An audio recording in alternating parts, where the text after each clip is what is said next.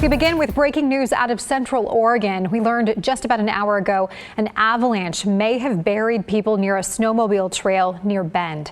Search and rescue crews are responding to an area called Happy Valley, which is west of the city of Bend and northeast of Mount Bachelor Ski Resort. The Deschutes County Sheriff's Office did not say how many people were involved or what they were doing when the avalanche happened. We will follow this closely and bring you updates as we learn more.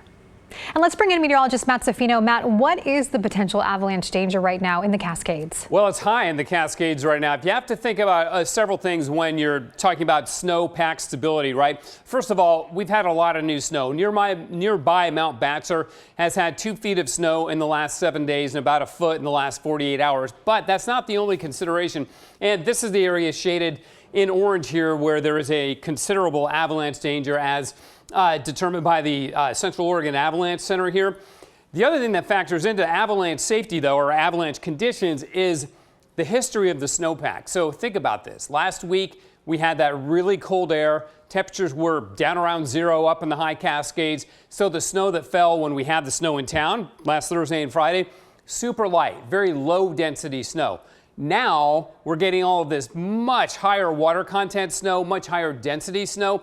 So you're putting something heavy on top of something that's very light and low density, and that's a recipe for getting snowslides, which is why we have a considerable danger in the Cascades. Now here's a picture for you from Central Oregon, and it shows what we call a, let me cue this up here for you. Here we go. It shows what we call a release zone. This is a slab release, and you can see the ski here, right? It's a little bit hard to see because of the contrast, but you see this crack in the snow right here?